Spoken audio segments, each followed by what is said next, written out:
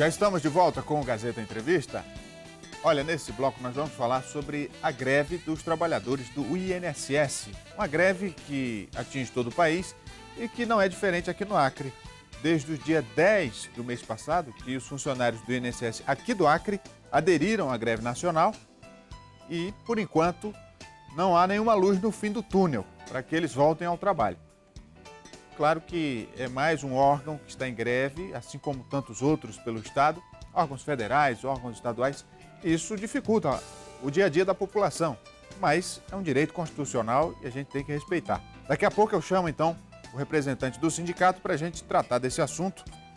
Deixa eu dar um recado aqui para você que vai viajar para Cruzeiro do Sul. Olha, você ainda não fez a sua reserva de hospedagem? O Viale Hotel é o lugar certo para você ficar.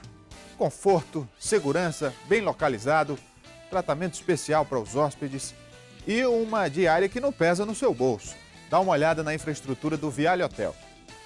Você está procurando conforto e qualidade? Venha para o Viale Hotel. Suítes casal, duplo, triplo e individual, com ar-condicionado, TV a cabo, frigobar, telefonia direta, internet e estacionamento próprio. Café da manhã com o melhor da cozinha nacional e regional. Aproveite o melhor da vida no Viale Hotel, em Cruzeiro do Sul. Viale Hotel, na Avenida Boulevard Taumaturgo 671, no centro. Eu garanto que você não vai encontrar uma diária de hotel mais barata do que a do Viale Hotel. Com esse nível de conforto, com esse atendimento, então faça já a sua reserva, ligue 3322-4810 e a sua viagem vai ser muito melhor. Eu convido agora então o representante do Sindicato dos Trabalhadores do INSS, o Kennedy Gomes. Por favor, Kennedy. Boa noite. Boa noite. Tudo bem? Tudo bom. Então, Kennedy, eu citei agora há pouco, falei da greve e uma situação que é desconfortável para o usuário do INSS, mas eu acho que é muito mais desconfortável para vocês, né? Quais são os motivos dessa greve? Bom, em primeiro lugar, nós gostaríamos de agradecer o espaço que a Gazeta está nos oferecendo e dizer para a população que realmente foi uma decisão muito difícil da gente ter tomar. Né? O nosso último movimento, para você ter uma ideia, foi em 2012. Onde nós também estávamos pedindo reposição das perdas salariais. E naquele momento o governo ofereceu 15%, que foi dado em três parcelas. E diante da posição do governo, de uma reposição de perdas salariais, que nós estamos pedindo 27,5%, e o governo insiste em 21,3% em 4 vezes. Ou seja, são mais 4 anos, né, esses 21%. Fora isso, a gente entende hoje que a Previdência Social passa por um sério problema estrutural. Né? Não adianta nada se abrir agências se não se tem condições de atendimento. Para você ter uma ideia, hoje no Estado nós somos 178 servidores do INSS. Para atender todo o Estado. Para Estado. atender uma população, porque como a gente atende da criança ao idoso, né, nós temos aí um universo de 700 mil pessoas. Para você ter uma ideia, no mês de junho, nós fizemos 15 mil atendimentos sem senhas, ou seja, sem agendamentos. São atendimentos espontâneos. Para um número de servidores nas agências de 114 pessoas. Mas o país enfrenta uma turbulência política sem precedentes, ou pelo menos sem precedentes nas últimas décadas, no período da democracia. E isso dificulta qualquer processo de negociação com o governo federal, assim como tem dificultado de outras categorias também. Vocês estão levando isso em consideração? Sem dúvida nenhuma. Até mesmo fizemos a proposta para o governo, o Comando Nacional fez a proposta de poderíamos até aceitar os 21,3%, desde que isso fosse feito no máximo em 2 anos, o que não foi aceito. E um outro ponto que pega muito forte, principalmente com relação a gente da Previdência Social, diz respeito à questão da gratificação.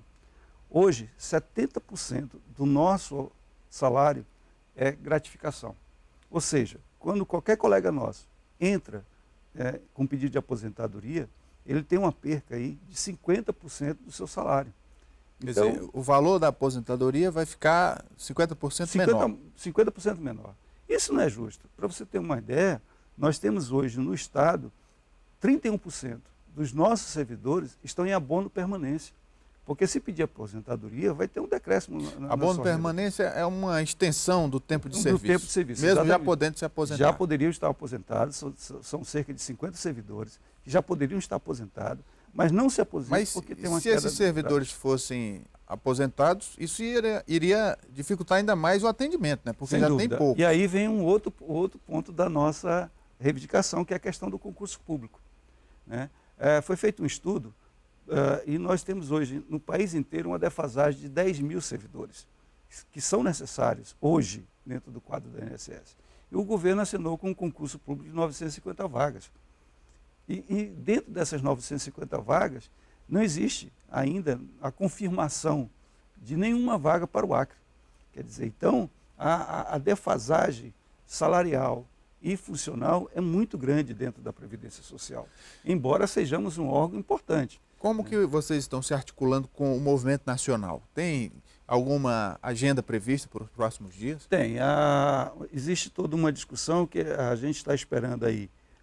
Hoje foi posto um pedido na Justiça para tratar da ilegalidade da greve, mas que, na realidade, foi um tiro no pé do governo, porque isso fortaleceu o movimento, né? Hoje todos os estados estão parados, mais de 85% dos servidores do INSS estão parados, isso são mais de 1.200 agências no país inteiro que estão paradas, né? E tem uma perspectiva de nós realizarmos uma plenária no dia 12, que talvez seja o tempo que o governo precise para nos oferecer uma proposta. Dia 12 de agosto. Agora de agosto. Tanto é que nós devemos, até mesmo o Acre deve estar presente. Se ainda tiver governo até lá, né? Porque do jeito que as coisas vão... Está meio difícil, né? Está complicado. Mas a gente entende que causa um prejuízo para a população, sem dúvida nenhuma, né? Mas é um absurdo que o órgão que trata da aposentadoria e pensões da sociedade, os seus servidores não têm direito à aposentadoria. E o complicador é que aposentadorias, por exemplo, a grande maioria são pessoas de baixa renda que recebem um salário mínimo, quer dizer, e isso acaba do nosso prejudicando não só o beneficiário, mas a sociedade como um todo, porque na medida em que um recurso não vem ou ele atrasa, a economia também enfraquece. Mas nesse sentido nós queremos assim, deixar bem claro que com relação ao pagamento... Os que já têm, está regular, tá tranquilo, né? Não há nenhum problema. As pessoas que estão com auxílio-doença, nós estamos reagendando as perícias. Então, isso quer dizer o quê? Que o benefício vai ficar em manutenção até ela realizar a nova perícia. Então, com relação a isso, não tem problema. É claro que o problema acontece com relação à questão dos novos requerimentos. Os processos que estão em andamento estão parados. Exatamente. E aí o que nós sugerimos é que as pessoas utilizem o 135 para fazer o agendamento, porque isso aí vai ficar como data inicial, na hora que nós voltarmos da greve, essa data vai ficar como a data inicial do benefício, né, da solicitação. Apesar do movimento de greve, vocês têm um percentual de funcionários trabalhando? Hoje, aqui na capital, existem poucas pessoas trabalhando. São cerca de 20% do quadro dos servidores da gerência executiva. As duas agências da capital estão paradas totalmente, né? A Sena Madureira, que só tem 2 servidores, tem um em greve, e o outro servidor, que é o gestor, está fazendo único e exclusivamente atendimento de perícia médica quando o médico vai, tá certo? Mas já existe, inclusive, um indicativo de que também nem perícia médica se realiza mais em Sena Madureira. Brasileira, que são 6 servidores, só está tendo trabalho com 3, que é o perito, o assistente social e um administrativo, Feijó e Tarauacá parados, e Cruzeiro do Sul trabalhando somente com perícia médica, né? E Chapuri e Manso Lima, que são 2 unidades avançadas, que não chegam a ser agências, estão fechadas. Acontece um fator que é bem interessante do ponto de vista gerencial, que é o salário de alguns servidores do INSS atrelado ao cumprimento de metas. Uhum. Isso aparentemente pode parecer bom, mas o que acontece? Para não perder o salário, às vezes o servidor tem que atender com muita pressa. Exatamente. E aí não faz um atendimento completo, deixa de dar uma informação, não atende à expectativa do usuário.